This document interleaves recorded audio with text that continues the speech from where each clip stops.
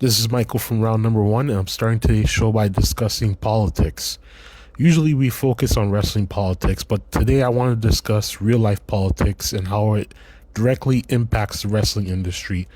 Specifically, we'll look at the recent tariffs and their potential effects on wrestling fans' purchasing decisions regarding merchandise. As you may know, US President Donald Trump ordered a 25% tariff on all Canadian goods on Saturday, effective Tuesday, February 4th. The only exception was energy, which will be subject to a 10% tariff. This move was anticipated as President Trump has threatened to impose new levies on goods from Canada, China, and Mexico since November. In response, Canada announced tariffs on Sunday, which were also set to take effect on Tuesday. These include a 25% tariff on $155 billion worth of U.S. goods affecting liquor, fruits, and fruit juices, including orange juice from Trump's home state of Florida. Other targeted goods include clothing, sports equipment, and household appliances. As a result of these developments, the Canadian dollar fell from $1 Canadian being worth 0.68 cents American. Implementing these tariffs will further weaken the Canadian dollar, potentially reducing your purchasing power and making it more expensive to buy goods from abroad. However, there's some good news.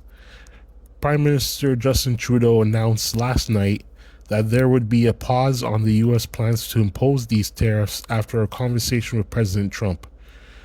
Trudeau stated that these tariffs will be paused for at least the next 30 days, following what he described as a good call with Trump on Monday afternoon, just before the scheduled 25% tariff on Canadian goods was set to take effect.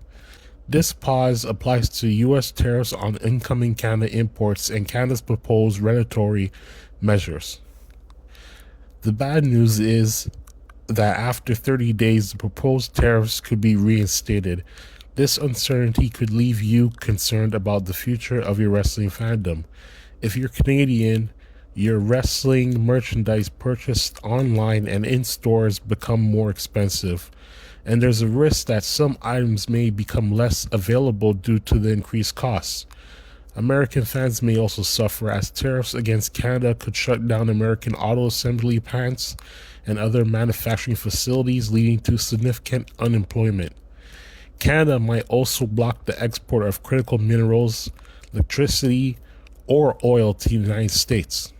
If you're an American or Canadian planning to attend the Elimination Chamber event in March, a significant occasion in the wrestling calendar, you should reconsider due to the ongoing tariff war.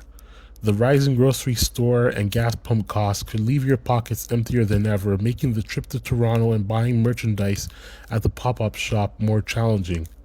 The potential financial burden of attending the event under these circumstances might discourage you from going, and it's essential to consider these factors when planning your trip. Now, in other news, Post Wrestling reports that TNA Wrestling has achieved the largest audience in Canada since moving to its new network. The January 30th episode of Impact Wrestling, taped in San Antonio, averaged 57,000 viewers, including 17,000 in the 25 to 54 demographic. While this is the highest viewership since switching to Sportsnet 360, the demo audience declined from 26,000 viewers the previous week. This episode featured Nick and Ryan Nemeth defeating AJ Francis and KC Navarro, and matches featuring NXT talents Wesley and Cora Jade. Throughout January, the show averaged 34,000 viewers and 15,000 in the 25 to 54 demographic after the first 5 episodes on Sportsnet 360. WWE EVOLVE, a new show announced to stream on Tubi, a free ad-supported streaming television service owned by Fox Corporation, is set to debut on March 5th, 2025 at 8 p.m. Eastern Standard Time. This show will prominently feature talent from WWE's World Class Performance Center in Orlando, Florida, as well as talents from WWE ID, a first-of-its-kind developmental program. This exciting development for The wrestling community provides a platform for emerging talents to showcase their skills and potentially transition to the main roster. No financial details have been disclosed. During the Royal Rumble 2025 press conference, Triple H mentioned that roughly 100 to 120 talent train in the WWE Performance Center. WWE currently has around 250 people on the main roster.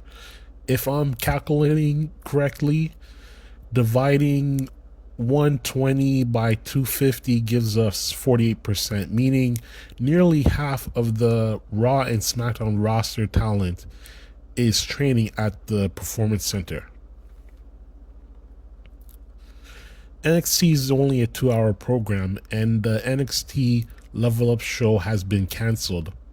There is also a non-televised live Performance Center show that is only for private viewing by WWE talent.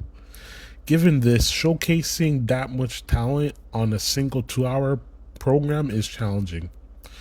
I'm unsure how long each episode of WWE EVOLVE will be, but whether it's 1 or 2 hours long, WWE could focus on a couple of dozen NXT talent who haven't yet made it to television and the WWE ID crew each and every week.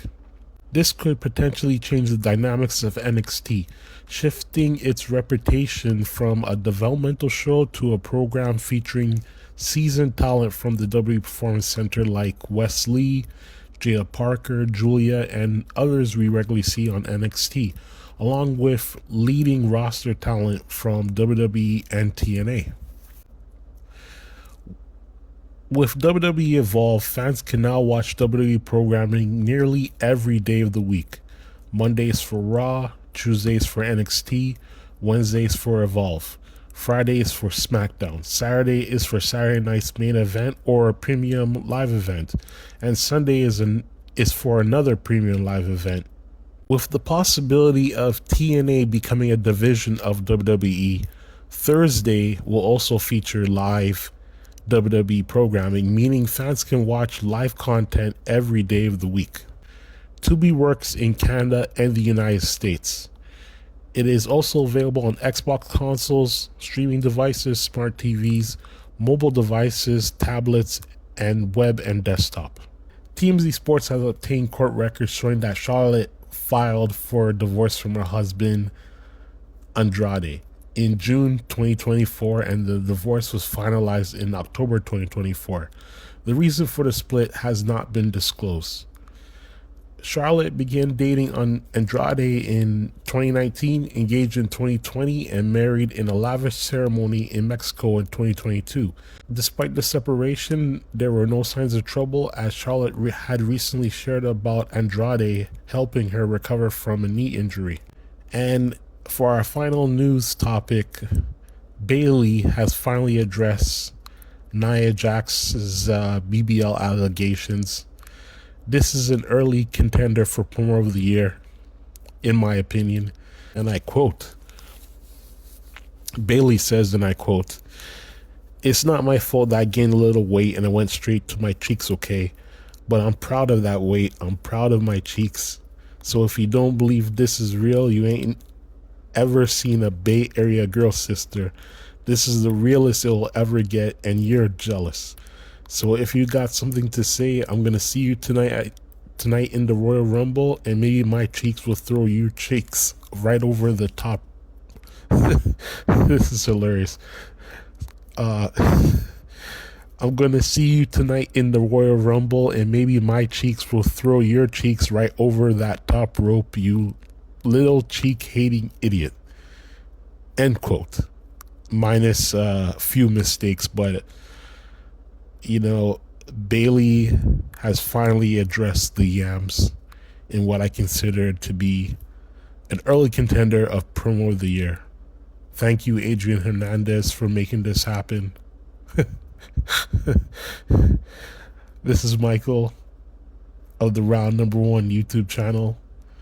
Thank you for listening, and we'll see you again before the end of the week. So stay tuned. Check out the post tab on the on our YouTube channel, where you can find the latest updates on when the next upload will be. Catch you later.